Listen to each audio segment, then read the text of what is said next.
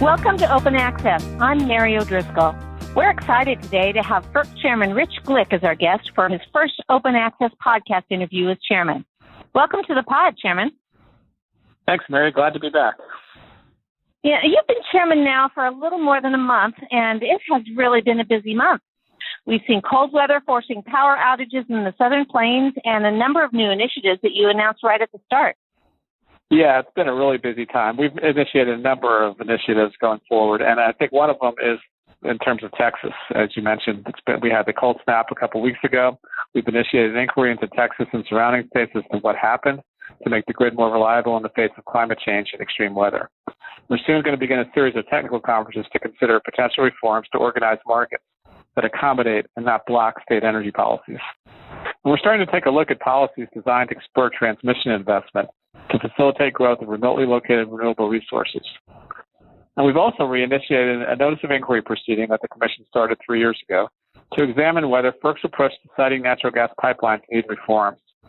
And finally, we're trying to improve our decision-making process by increasing the public's role in with FERC's new Office of Public Participation and creating a new senior-level position for environmental justice and equity. Okay, well, I wanted to kind of do a little bit of a deep dive with what happened in Texas and in the Southern Plains last month with the cold weather, the polar vortex and all of that. What is FERC doing regarding that with the power outages, and what can FERC do in response to something like that, and what can FERC do to make sure something like that doesn't happen again? Sure. Well, the first thing that we are doing is that we announced a couple weeks ago, along with NERC, that we are engaged in a joint inquiry with NERC to examine actually what happened. And hopefully we'll have a report back, certainly by the end of the summer, if not early fall. And I think the first approach there is to try to figure out what actually went wrong. And if there are things that went wrong that can be fixed the next time that we experience extreme weather, we have to look into those issues. FERC has a limited role with regard to the Texas market, either on the electricity side or the natural gas side. But we do actually have responsibility, along with NERC, over the reliability of the bulk power system. And that includes Texas and the rest of the United States. And so my goal is to ensure that this event doesn't happen again.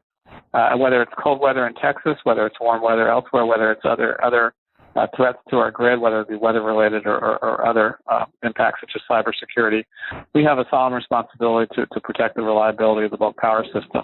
And the best thing that we can do here is try to figure out what went wrong, try to make sure it doesn't happen again. All right. Well, I wanted to ask you about the grid reliability and climate change proceeding that the Commission announced, because it came on the heels of the Commission voting to close the resilience proceeding that's been around for the past few years. Why did you do that?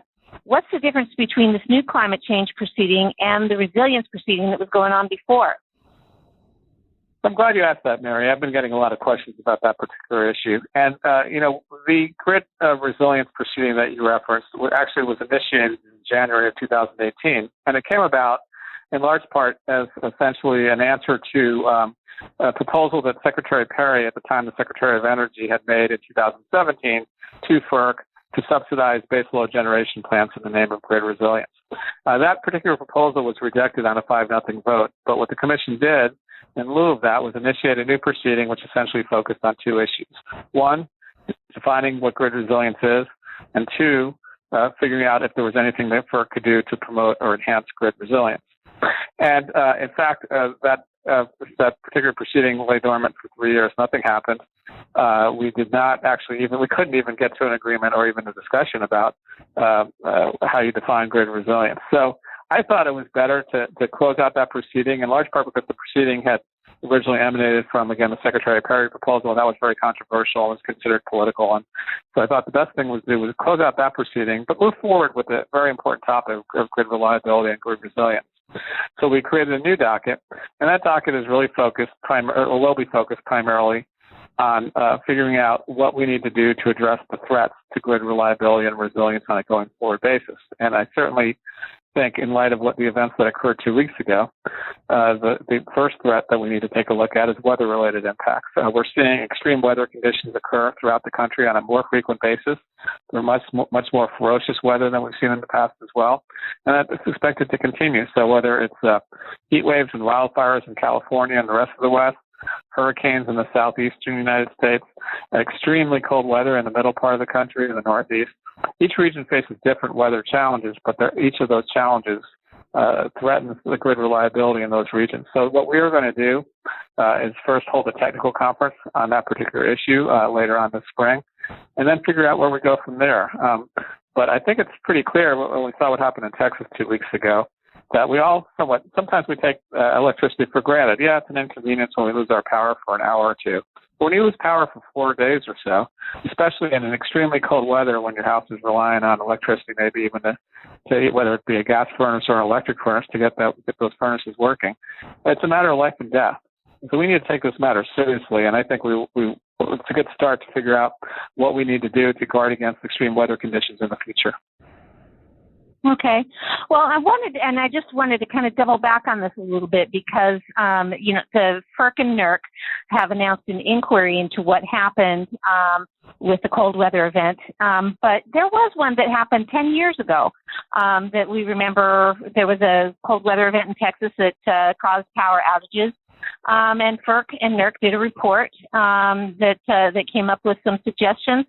But that just kind of didn't go anywhere. So what will make this one different? What is it that you want to do to try to make sure that this just doesn't kind of go away the way the one from 2011 did? Well, I think we need to learn the lessons from what occurred in 2011. You're exactly right. Texas and actually New Mexico at the time experienced extreme cold weather. A number of power plants failed. And then NERC and FERC engaged in a joint inquiry. A big report came out in 2011. That report contained recommendations in part to address weatherization of generation facilities in both Texas and elsewhere. And then that report, then FERC and NERC took that report, and instead of proposing reliability standards to address weatherization of the grid, they essentially issued just a series of guidances to the various generation owners around the country saying you should think about it. Well, I think we need to do more than think about it because in large part, Texas is a very competitive market, and that's produced some benefits in the past. But because it's a competitive market, one generator is not going to winterize their plant if their competitor is not going to do it. And so we have the responsibility, along with NERC, to consider mandatory reliability standards. And in that particular event in 2011, for whatever reason, it did not work out that way. Instead, there were just voluntary guidance was produced. As I've said several times in the recent weeks, I didn't come here to work on reports that sit on the bookshelf and gather dust. I think we need to take our reports seriously, and if there's an action item that needs to be put forth, we need to do that and require utilities and other generators to take action to make sure that this doesn't happen again. Okay. Well, I'm going to jump now to the issue of environmental justice. You started off your chairmanship with an announcement that you soon will be hiring a new senior level environmental justice position on FERC staff to work across all program offices to ensure that these issues get addressed. So I just wanted to kind of lay out just some basic questions here. What is environmental justice, and why is this such an important issue for FERC to address? Well, I think to start off with, we need to, here at FERC, need to be cognizant of the fact that our decisions have real impacts on people's everyday lives, whether it be reliability, the issue we just talked about, whether it be the prices that they pay for electricity or natural gas, or in some cases oil or other liquid fuel, whether it be how the siting of natural gas pipelines and hydroelectric facilities and how those facilities impact the local environment. Those are very important issues, and they impact lots of folks around the country. Now, many people that are impacted, or some people that are impacted, are able to afford, through their associations, through their businesses and so on, are able to afford to hire attorneys to participate in our proceedings. But a lot of people don't, and I think we need to take that into account when we engage in our decision-making process. And in particular, some of the decisions that we make impact greatly communities that historically have kind of been on the short end of the stick, whether it be minorities, Native American tribes, for instance, other groups. And I think it's incumbent upon us as a commission, and us as an agency in the federal government, to do a better job of considering the impact of our decisions on folks, including so-called environmental justice communities. And I think one way we can improve our decision-making process is to what I announced a couple of weeks ago is that we're going to create a senior level position.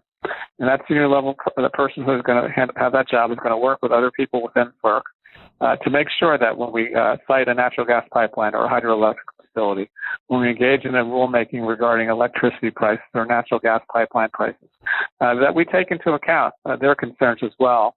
And I think that's going to improve our decision-making process greatly.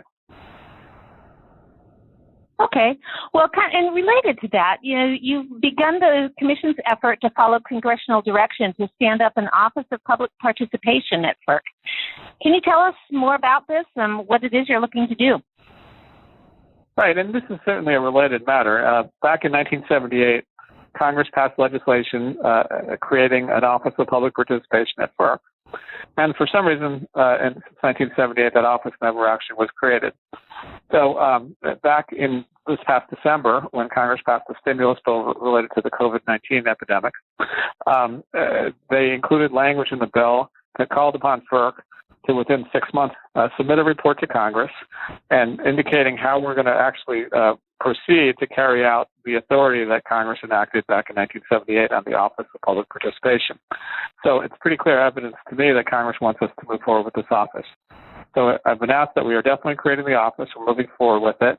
I've asked Commissioner Clements to kind of lead the charge on this effort, lead the Commission's charge, and she's doing a great job of making sure we get a lot of input and trying to figure out how best to structure the office, how it should be staffed, what kind of issues it should address. But overall, I think it's a very important element, as I mentioned before. FERC's decisions affect a lot of groups, and the people that can afford the high-priced Washington, D.C. law firms that participate in our proceedings, they're adequately represented, but a lot of other people aren't. Their voices aren't heard. So I think this particular office will focus on that particular effort to make sure that other folks that are affected greatly by our decisions have a voice and also understand exactly what the implications are of our decisions. Okay. Well, one follow-up on that is a lot of people who've opined on this issue are looking at whether, and if so, how, FERC will compensate interveners, if that will happen. Is that something you think you'll be looking at? I think at this point, everything's on the table. We'll certainly be looking at that particular issue. We have to look at the legislation as well and see what's permitted and what's not pursuant to the underlying legislation. But that's a matter that certainly is under consideration, and I expect when we get input from the public and from other stakeholders, that we'll see a lot of comments on that particular matter. Okay. So do you see this office as like a hands-on office that will help people navigate the FERC procedural maze? Or will it do kind of general things like outreach, conducting seminars for the public to understand what FERC is, that kind of thing? Well, it's still being formed, and functions are still being, we still need to figure out what the functions will actually be. And as I said before, Commissioner Clements is doing a great job of receiving input, taking comments from folks all over the country, and trying to get a better sense of what people out there feel would how they would be best served by this particular Office of Public Participation. So I would say stay tuned, and we'll be able to answer those questions better in the future. Okay. All right. Well, thanks so much for all the time you've given us today. But if you'll allow me one final question, I'm a Dodgers fan. Sure. You're a Mets fan. So tell me, who makes it to the World Series this year? Well, if Mookie Betts wasn't playing, I'd say the Mets, but I'll have to go with your Dodgers, unfortunately. Thank you. Thank you so much. And that's it. Thank you, Chairman, so much for coming on, and thanks so much for your time. And want to thank all you listeners for tuning in, and we'll see you all next time on Open Access.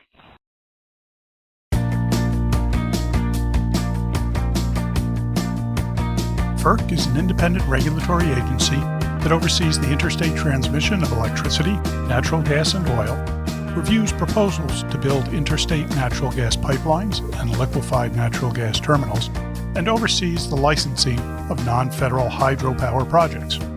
FERC protects the reliability of the high-voltage interstate transmission system through mandatory reliability standards, and it monitors interstate energy markets to ensure that everyone in those markets is playing by the rules. Unless otherwise noted, the views expressed in these podcasts are personal views and do not necessarily express the views of individual commissioners or the Commission as a whole. The podcast is a production of the Federal Energy Regulatory Commission Office of External Affairs We'll be updating our posts when we've got news, so be sure to check out our website, www.ferc.gov, and follow us on Facebook, Twitter, and LinkedIn to find out when our next podcast airs.